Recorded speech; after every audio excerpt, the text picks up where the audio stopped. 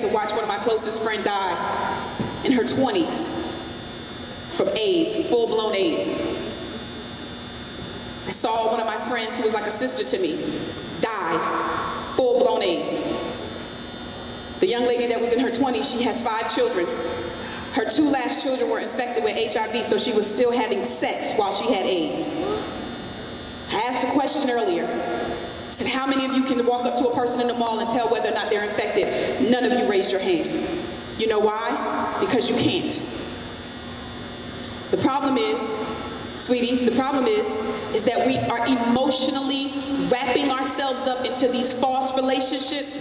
We are looking for love in all the wrong places and making not smart decisions. The smart decision that you should be making is simple. Number one, I believe in my community, I'm just gonna run them down the list. I believe, see, because you're my family. I'm talking to family today. I'm not talking to people I don't know. I consider you my family. This is the first time I met you. Welcome. This is a family reunion. Congratulations. We're happy that you're here. So I'm talking to my family this morning. So here's what happens, family. This is what we need to do. Number one, we need to stop them from saying that in our community that we're the #1 people as far as our young black women who have HIV and AIDS. We need to shut their mouths from saying that. And you do that. You make that decision, not me, because they're talking about your age group. You need to stop them from saying that the only thing that happens in our community is our brothers are thugs, drug dealers, gang members, and having sex with a whole lot of women. We need to stop them from saying that. Who shuts their mouth? You do. You make the decision. You make the decision to stop them from saying that. We need to stop them from saying that. Our young men in our community, in the age group that you're in, they're saying that you don't want to go to college. We need to stop them from saying that, because we are concerned about more than just doing it to somebody.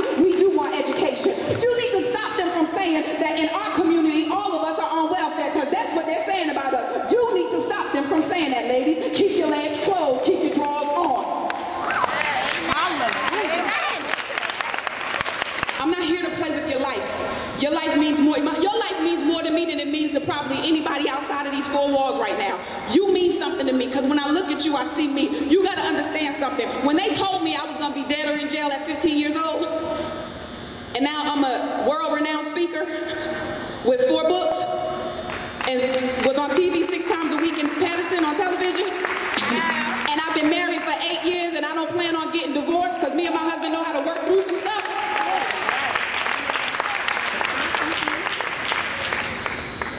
Let me clarify something about marriage as well, because y'all want reality, right? Say this, say keep it real.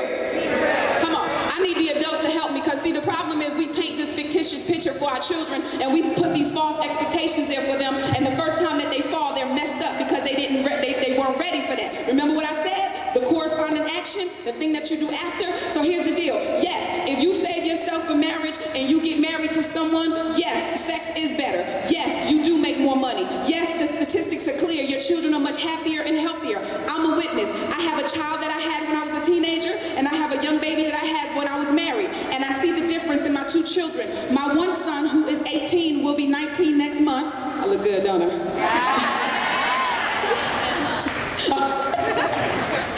He's going to college. He might be moving back to New Jersey. But I want to say this. I see the difference in my oldest son versus my younger son. My little son, who has little league games and all that stuff, when mommy's on the road, daddy is there to make the difference. When we're home together, we have family functions. It's a beautiful thing. I never had that growing up. I never knew that both parents functioning in a house. You have Sunday dinner. You go out and you eat together. To me, even that's new for me. It's a beautiful thing. Sometimes I sit back and I'm like, whoa. And then you have the oldest son who's never had that before. So he don't know how to function in an environment when you have both mommy and daddy present. It makes him uncomfortable. Listen, don't take my word for it. Understand that it works because you know that it's the smart thing to do and it's the right thing to do. So when my son goes out to eat dinner with us and the little baby says this, mommy, who's his daddy? I said, don't worry about that. You worry about you right now. Don't worry about that. You don't worry about you right now. I said, my husband is his daddy, because by marriage, when I married my husband, he took over everything that functioned in my home. Are you following me so far?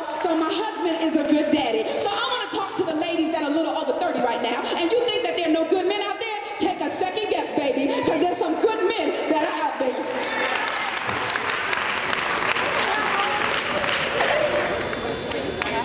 Let me help the young men in here become good men. You are already good young men, but good men. It's okay, sir, to hold the door open for a young lady. And if she don't want you to hold the door open for her, you got to do what Jay-Z said. On to the next. Young ladies, the problem is we don't know how to act as young ladies. And then wherefore we don't know how to receive as young ladies. When my husband started holding the door open for me, I started running to the door. He said, would you let me open this door for you? Because he knows how to be a young man. Young ladies, and this is no condemnation, but you're sitting here today, and no judgment, because this is a no judgment song. I'm talking to family, so I can hit you hard like this. When you leave here today, don't just leave here and block out everything that's been going on. Don't just leave here and block out and say, I heard what that lady said, but you know what? She don't know me and my man been going together for like 3 months. You know, don't leave here today, young man, don't, because see, I know what you got to go back to.